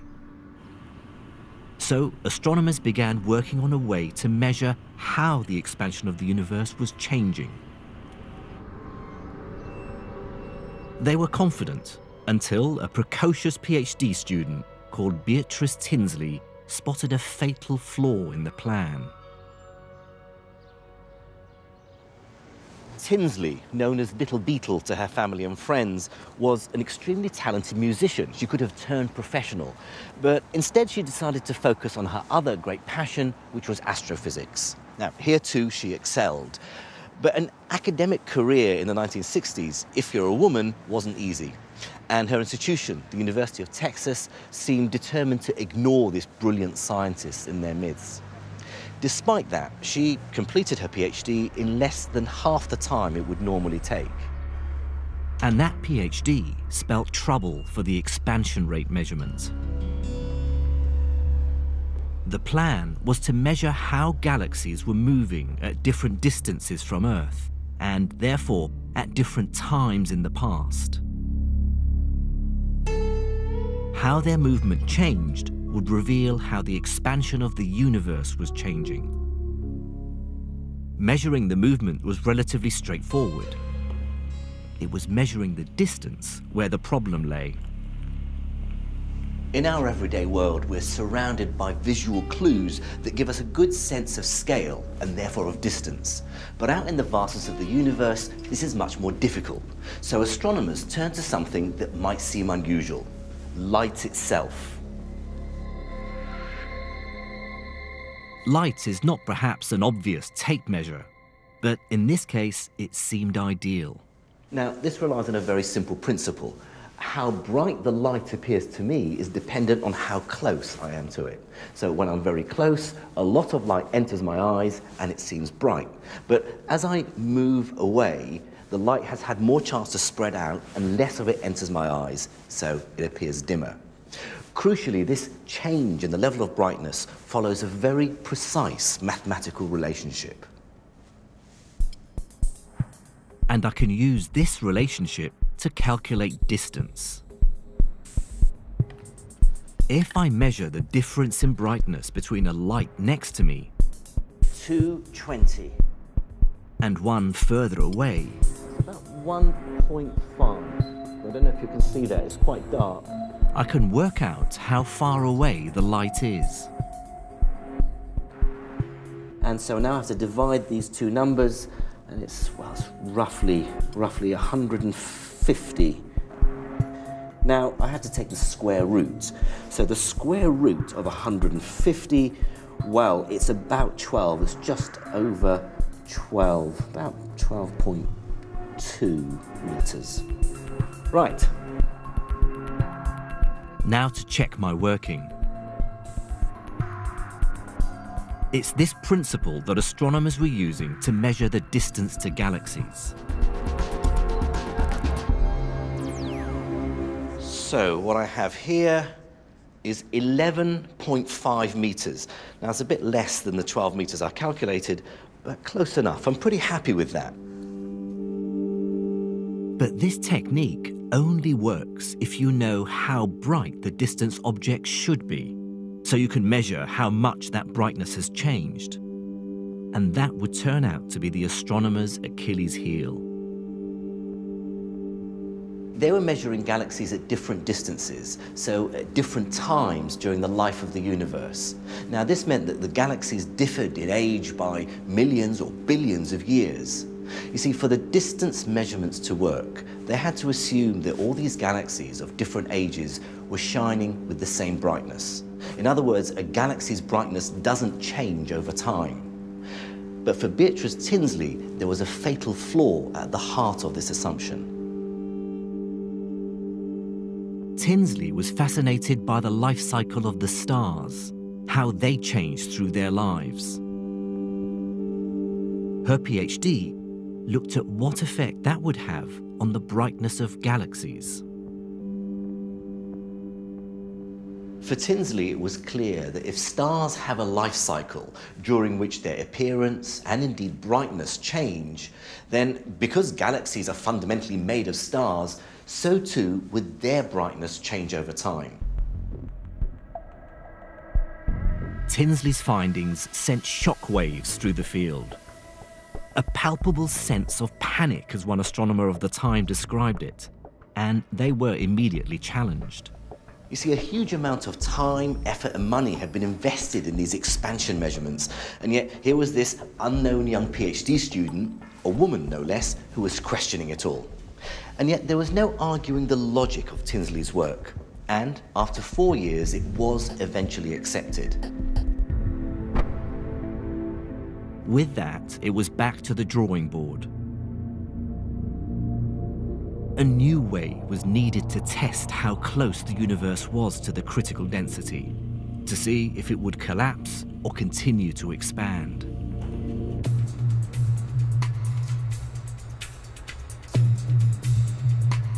There was another option, a more direct approach.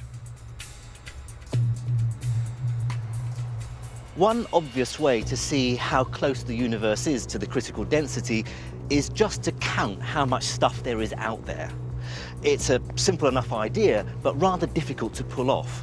After all, in something as almost unimaginably vast as the universe, how do you count every galaxy, every star, every speck of interstellar gas? It's almost impossible.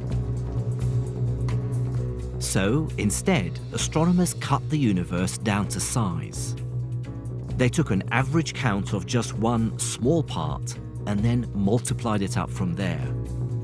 They could do this thanks to one unique characteristic of the universe. As far as we can tell, the universe is, on the largest scales, the same in whatever direction we look. So an astronomer sitting here on Earth looking out into space will get pretty much the same view as an alien astronomer on a planet thousands of light years away looking out in a completely different direction. And that's why measuring how much stuff there is in one small part of the universe gives us a pretty accurate measure of how much there is overall. They took their averages and came up with a total amount of mass and energy in the universe. The results took everyone by surprise. All of them suggested the universe was well below the critical density. In fact, the best estimates suggested the universe had so little mass that its density was only a tiny fraction of the critical value. Obviously, if right, then there was no way that the universe was going to collapse.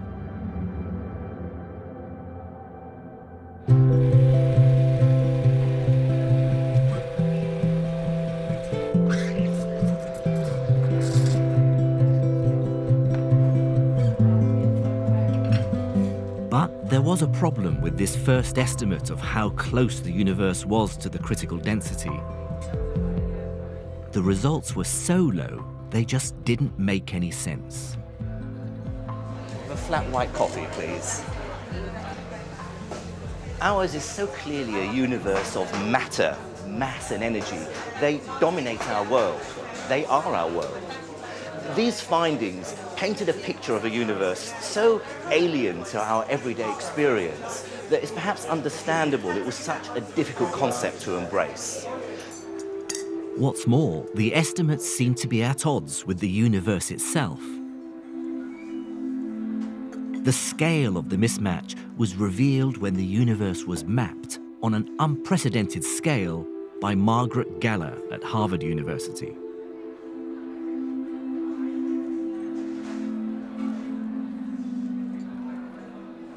What Galler and her team did was first take a slice of the universe, some 500 million light years long, 300 million light years wide, but still a thin wedge of the visible universe. They observed as many galaxies as they could and plotted them against distance. So every one of these dots is an individual galaxy. There's over 1,000 of them. What took everyone by surprise was this pattern that they saw, these bubbles or almost a honeycomb structure. You see, everyone had assumed that the galaxies would be scattered randomly throughout the universe. Here, for the first time, was evidence that, far from random, the universe actually had structure. And at the heart of this newly discovered structure was the pull of gravity. Since almost the beginning of the universe, gravity has been drawing matter together. First into clouds of gas, which then clump together to form galaxies. These galaxies come together to form clusters of galaxies, and the clusters into superclusters. It's like a work of art.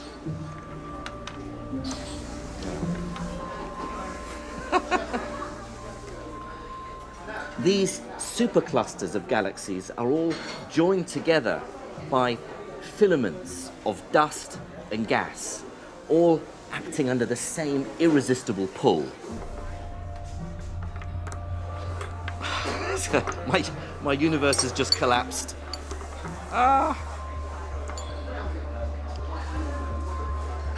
Here we clearly see gravity acting as an architect, shaping and influencing the structure of the entire universe on a truly cosmic scale.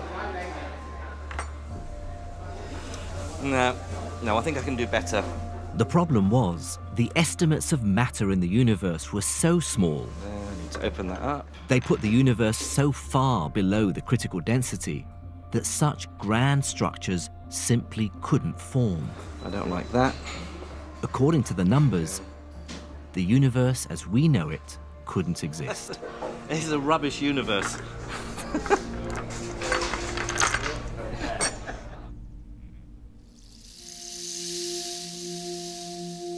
There had to be something missing from the counts. But what was it? And what would it mean for the critical density and the fate of the universe? One of the most colourful and controversial scientists of the 20th century found the first clue. Fritz Zwicky. Zwicky was an eccentric, abrasive and brilliant scientist, known occasionally to refer to the rest of his profession as spherical bastards, which is basically anyone who's a bastard whichever way you look at him. But even those who disliked him had to admit that he was capable of brilliant work.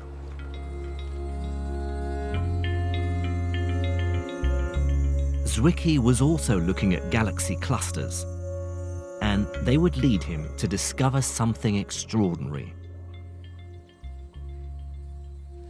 This picture here is just such a galaxy cluster. It's called Abel 1689. Each one of these yellow dots is part of the cluster.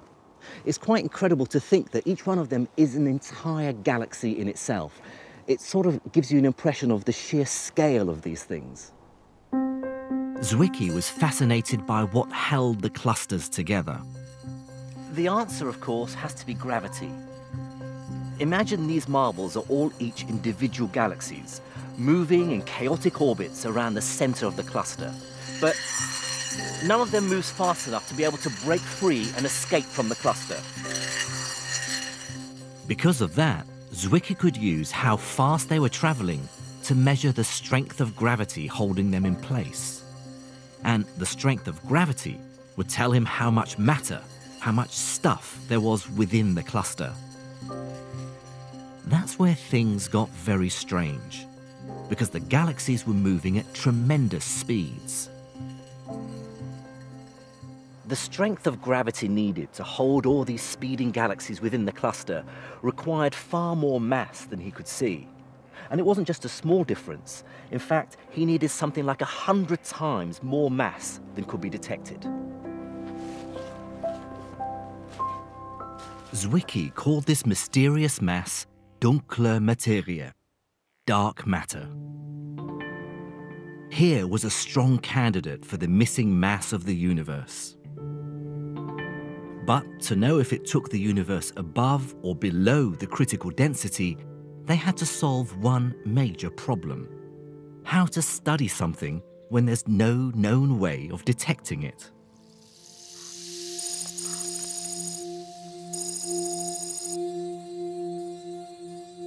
The answer would come thanks to a discovery made here at the Jodrell Bank Observatory. This giant dish is the Bernard Lovell radio telescope. And in 1973, it spotted something no one had ever seen before.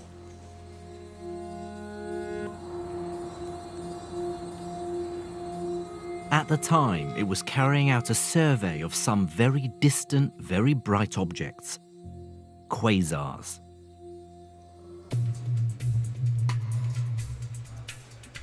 Partway through the survey, they detected something very unusual.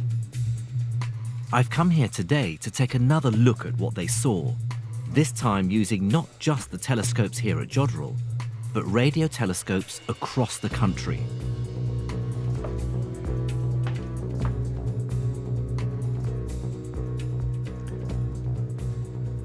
Right, here we are, the control room at Jodrell Bank. A lovely view there of the Lovell telescope. Now, over here, on these screens, we see live data coming in from various telescopes.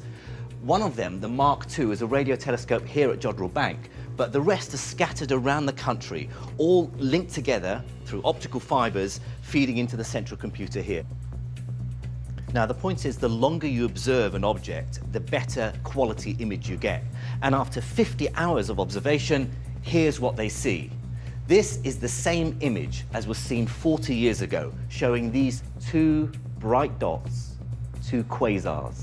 Now, this wasn't the first time quasars had been seen, but certainly the first time they'd been spotted so close together, as though they were a pair. A pair was something new. They began to gather as much information about them as possible, including measuring their spectra, the unique fingerprint contained within their light. Here are the spectra from the two quasars. Now, even at first glance, I can tell they look quite similar. In fact, they're much more than just quite similar. When they first measured them, they saw that they were both redshifted to longer wavelengths by exactly the same amount. And have a look at these emission peaks here. They both fall at exactly the same wavelengths. In fact, the spectra were so similar, they thought they'd made a mistake, that they'd looked at the same object twice. But they hadn't. And that left just one possibility. What they thought were two separate quasars were in fact just one single quasar that had somehow been split into two images. A case of astronomical double vision. There was a theory that could explain this. A strange effect predicted by Albert Einstein: gravitational lensing.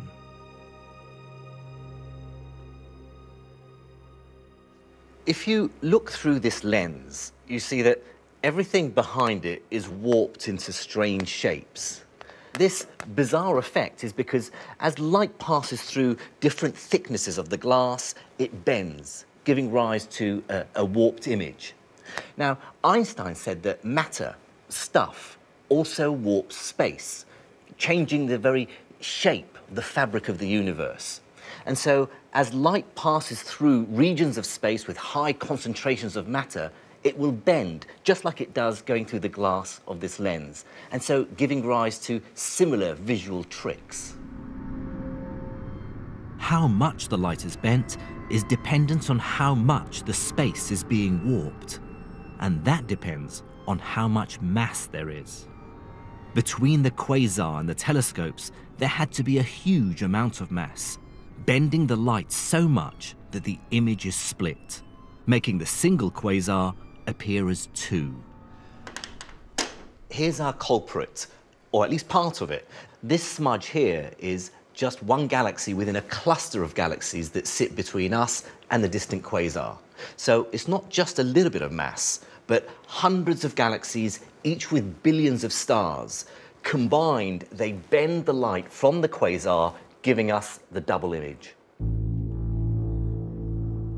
And the double image was crucial to the study of dark matter. Even with all the mass and matter contained in the galaxy cluster, there wasn't enough to bend the light that much. For that, you needed Zwicky's mysterious and invisible dark matter. And carefully analyzing exactly how much the light was distorted could reveal where that dark matter was. This is what you get, a map. In the center is the normal matter of the galaxy cluster itself, but surrounding it, stretching out much further, colored here in red, is the dark matter. Look how far out it spreads. It completely dwarfs the normal matter of the galaxy cluster. Zwicky's mysterious and invisible matter revealed by a cosmic optical illusion. It couldn't reveal what dark matter was, but mapping like this, as Jodrell is still doing to this day, did give an idea of how much there was out there, and it seemed to far outweigh normal matter. But was it enough to take the universe over the critical density? Even though there appeared to be far more dark matter than normal matter, that still seemed to leave the universe way below the critical density. But this was still far from the end of the story. The discovery of dark matter had taken the scientific community completely by surprise. Trying to work out how close the universe was to the critical density was just throwing up more mysteries than answers.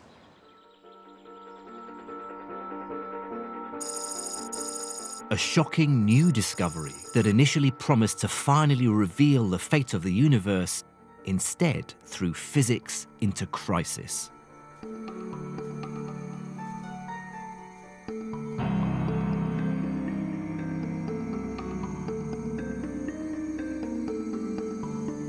In the 1990s, these telescopes were part of an international project looking to finally reveal the fate of the universe. They were using a new technique to, once again, look at how the expansion of the universe had changed over time.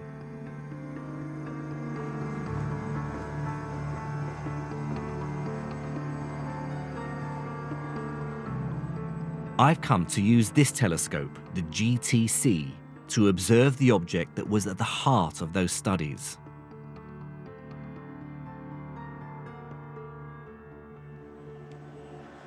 This huge telescope, you can see the vast mirror behind it, is going to take a close look at a supernova, the explosive death of a star. The light reaching us from these distant epic events would be key to unlocking how the universe expanded in the past, and in turn would reveal what would happen to it in the future.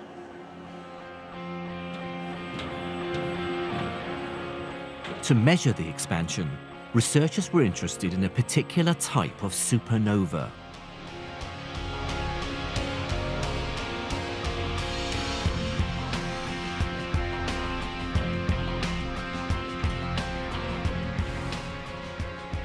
Our target tonight is the same class of supernovae that they were searching for, a Type 1a. Now, what made Type 1a supernovae so useful is that when they went off, they created an incredibly bright spike of light. Briefly, the star would shine brighter than its entire galaxy. Not only that, but they always gave off almost exactly the same level of brightness. This meant that not only could they see them over vast distances in remote galaxies, but they could also work out exactly how far away they were. So if they could find enough of them, they could sample conditions in the universe over a wide range of distances and times. Tonight, astronomer David Alvarez has been homing in on a recently discovered Type 1a supernova. Right, David, this is very exciting. Do you have the supernova? This is the image of the supernova. That thing there? That thing there. Can you zoom in at all on that? Yeah, we can zoom in here, and you can see the bright dot. And the rest of it is the galaxy? The rest of the light you can see there is the host galaxy of the supernova. I mean, that's incredible. Here's a galaxy with hundreds of billions of stars, but this one exploding star, this one supernova is shining brighter than the whole of the rest of the galaxy. And you know how far away this supernova is. You've measured the distance. Yeah, the supernova is about 8 billion light years away. Wow. As well as the distance, the spectrum of the supernova is also crucial. The astronomers needed the spectrum of the light because it gave them the redshift. You see, as the light travels from the distant supernova to Earth, the universe is expanding. The space the light is traveling through is stretching, and so the light itself is also stretching. Its wavelength is getting longer. If it leaves the supernova at a particular wavelength, a particular color, when it arrives in our telescopes, it's at a longer wavelength. It's shifted towards the red end of the spectrum, hence a redshift. So knowing the redshift of the light tells us how much space has expanded in that time. In a sense, it gives us a measure of how big the universe has become. Because of this, measuring redshifts at greater distances, in effect further back in time, could create a potted history of how the expansion of the universe was changing. Astronomers were convinced that gravity must have, at the very least, been slowing down the expansion. The question was by how much? By plotting distance against the redshift measure of expansion, they could finally answer that question. Now, if we imagine the universe has been expanding at the same rate, the rate that it is now for its entire history, I'd get a very simple line. But astronomers knew this couldn't be correct because, of course, gravity is putting the brakes on the expansion. So the expansion of the universe should be slowing down. And if it's expanding more slowly now, it should have been expanding more quickly in the past. Space stretching more would mean a bigger redshift. Now, what does this mean for our supernova? Well, we know it was 8 billion light years away. So we know it wouldn't fall exactly on this line, which corresponds to a redshift of about 0.49. It should sit maybe somewhere over here, maybe at a redshift greater than 0.5. That means this line should really be curving down like that. But of course, the exact shape of this line would tell them how much gravity is slowing down the expansion of the universe. And that would tell them the fate of the universe. Okay, so David, you have the spectrum ready now. We have it. Yes, bring it up. Yeah. And that gives you a measure of the redshift. So what did you measure that to be here? For this case, we measure a 0.47.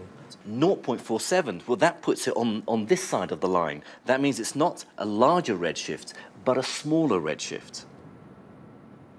This is fascinating because it's exactly what they saw. Not redshifts that were larger, but redshifts that were smaller. And they saw this time and time again, and it could only have one explanation. Smaller redshifts meant that the universe must have been expanding more slowly in the past than it is today. In other words, rather than slowing down, the rate of expansion of the universe is accelerating. As more and more supernovae were plotted, the picture became clearer. For the first few billion years after the Big Bang, it looked as if the expansion rate had been slowing, as expected. But then that changed, and the expansion started to accelerate. It's hard to stress how much of a shock this was. Back then, everyone knew that the expansion of the universe had to be slowing down. Now, whether it would slow down enough to stop and then recollapse, that wasn't clear. but it had to be slowing down. After all, gravity had to be doing its job of putting the brakes on. But it wasn't. About 6 billion years ago, the expansion started to speed up. Clearly there was some new and unexpected thing going on in the universe, something that science didn't have an answer for, something that was pushing the expansion of the universe at an accelerating rate. It became known, for want of another term, as dark energy.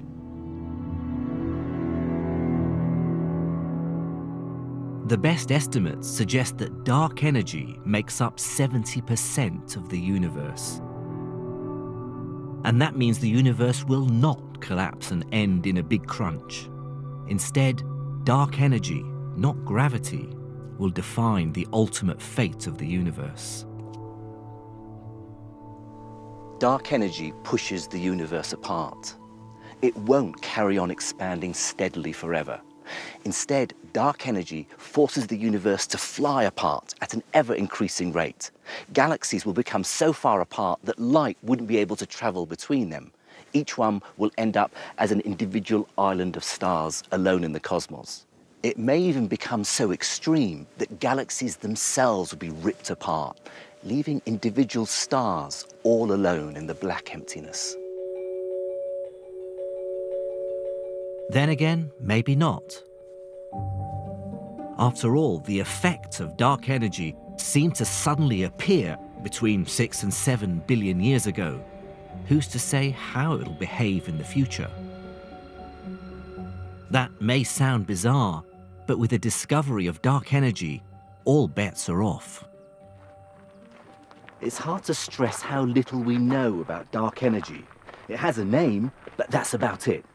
We don't know what it's made of, why it's driving the universe apart, and crucially, how it'll behave in the future.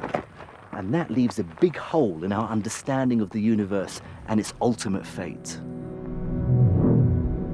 Dark energy may simply be part of the universe, built into the way it works. Or it could point to a fundamental problem with the most important and trusted scientific theories we have. Ones that are at the very heart of our understanding of how the world works. How the universe will end started as astronomy's great challenge, but the fate of the universe has become much more than just an academic question. Through the discovery of this strange, enigmatic energy, if indeed that's what it is, one that defies current understanding, it spread to the heart of fundamental physics. Finding the answer to how the universe will end could have profound implications on how we understand our world.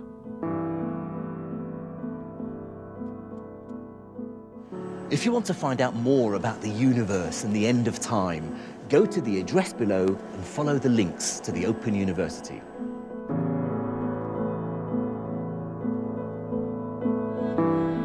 On BBC Sounds, Jill Lepore untangles the strange sci-fi roots of Silicon Valley's extreme capitalism in Elon Musk, the Evening Rocket. Download the app to listen now.